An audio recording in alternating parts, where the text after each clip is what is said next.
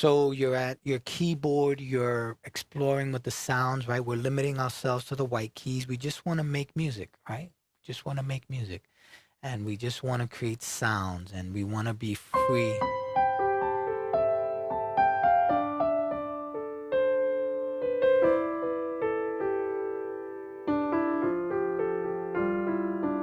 Just be free to make sounds.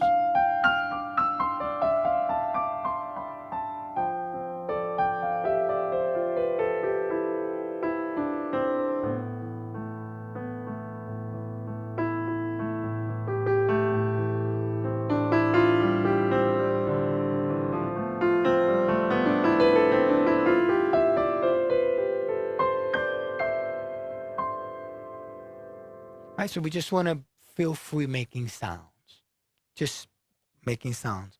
By the way, I was using the sustain pedal or the damper pedal, and that pedal is used to make the notes kind of ring out, right? So that's with no pedal. And when I press the pedal, right, it kind of holds the sound. So that pedal looks like this. There is I have 3 pedals, right? But you may only have 1, and that's okay. Notice that the one with the scuff marks is the one I use the most. So as I play and I press, right, without pressing, I get that dry sound, right? So, it's up to you. What sound do you like? Do you have access to the pedal or do you know how to use the pedal, right? It's all up to you. This is your journey, right? This is your journey. So let's go into today's lesson, inversions.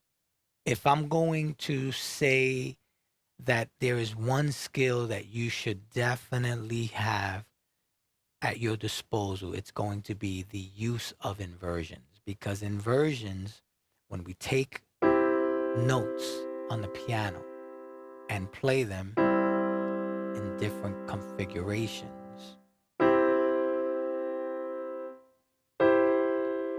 we start to create a more melodic approach to playing our chords, right? Many people, they play their chords and they jump around,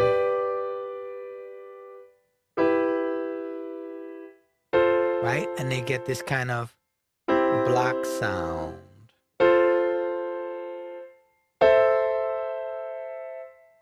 Right? But I can play the same pattern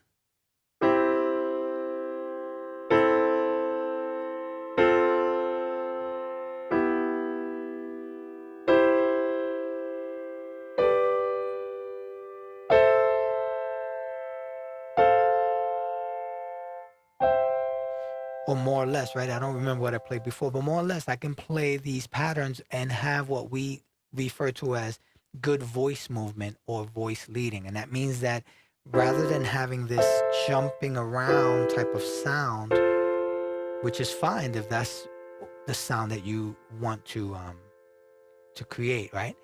But an option that leads to smoother interaction between all of these chords is to use inversions.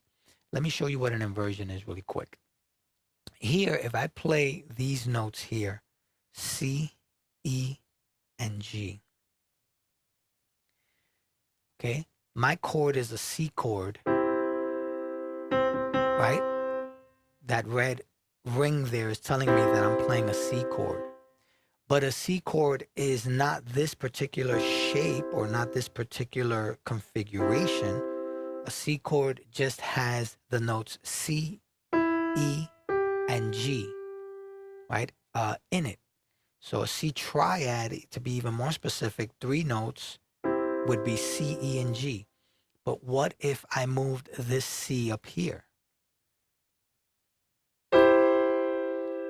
It's still a C chord, even though my bottom note is now an E, because I have C, E, and G as my tones, and these 3 tones make a C triad.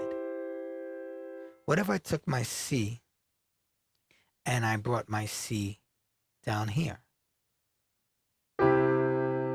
it's still a C chord because I have a C, I have an E, and I have a G.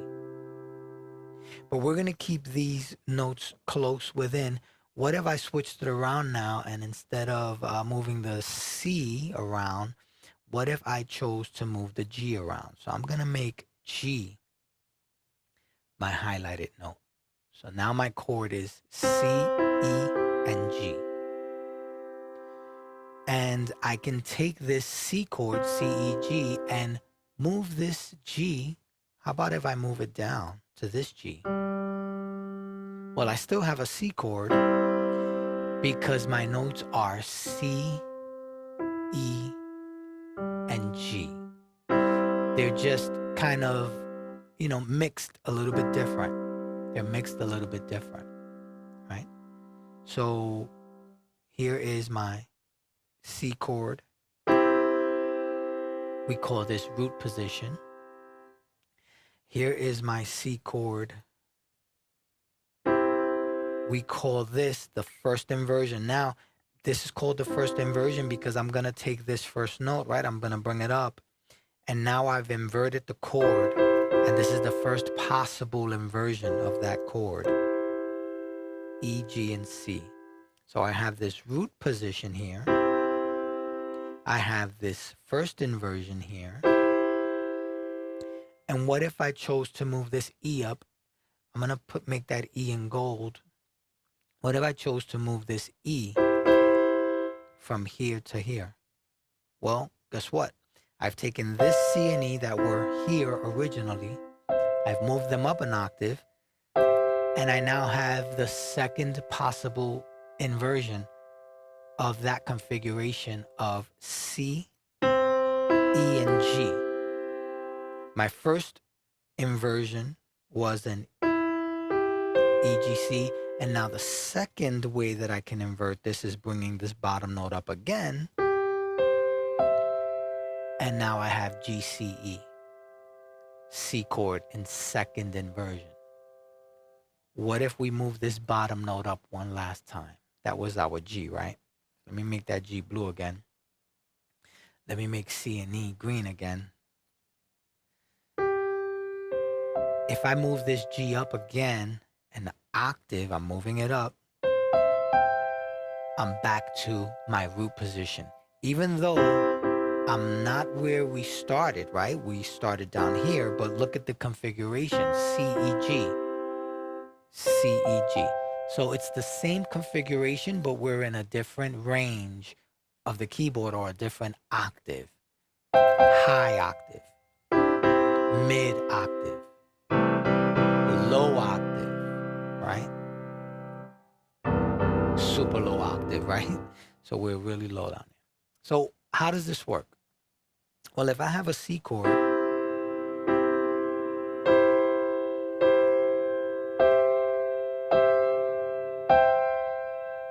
I can move it and start to get a melodic sound, right? I'm creating a kind of a melody in my chords. So if I'm playing a song and the song has a C chord in it, I can stay on that C, right? Or I can choose to give this C a little bit of movement, this harmony, right? A little bit of movement. So I have the C here, first inversion. Back to my root position. And then I can move it up again, right? So now I'm starting to get some variation here.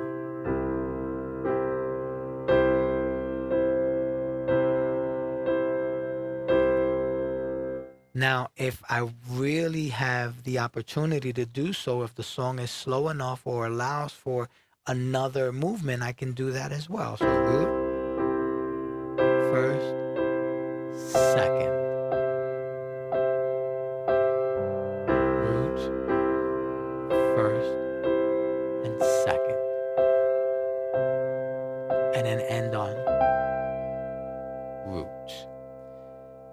One quick note, right? A little asterisk on what I'm saying here. Thumb, middle, and pinky for your root position. But thumb, pointer finger. This is so important. And pinky for your first inversion. So thumb, middle, pinky, thumb, pointer, pinky there. And then for the last inversion, thumb, middle, pinky. What can you do with these inversions? Well, you can do this, what you did in C. You could do it on D. Right? Same thing. E. Make sure you're moving the bottom note up. E goes up to E. G goes up to G. And B goes up to B. So I would take maybe 2 chords and go up the inversions, and then the next chord up the inversions, and then back to my original chord. Because basically what we want is to just repeat and have a lot of repetitions so that we are comfortable playing this at any time we want, right? Any instance, we can just play it. And then eventually, maybe instead of playing C and D together like that, maybe you want to play D and F, let's say. So D, this is a D minor chord to an F.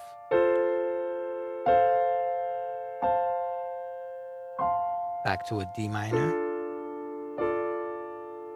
And then back to an F major, right? So you can choose any combo you want, right?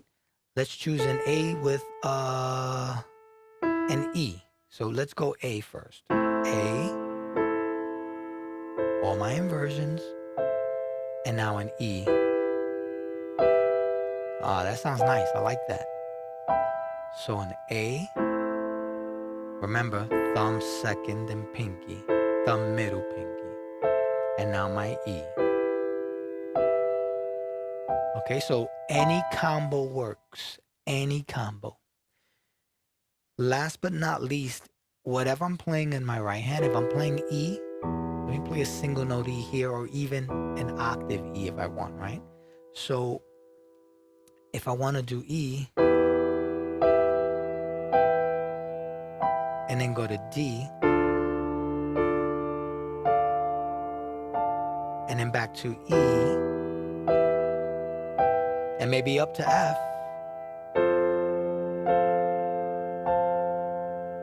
and then back to E, excuse me there, and then down to D, and then C. Go up even more. Right, so the sky's the limit. You want to know your inversions, this is the way you're going to move around the keyboard.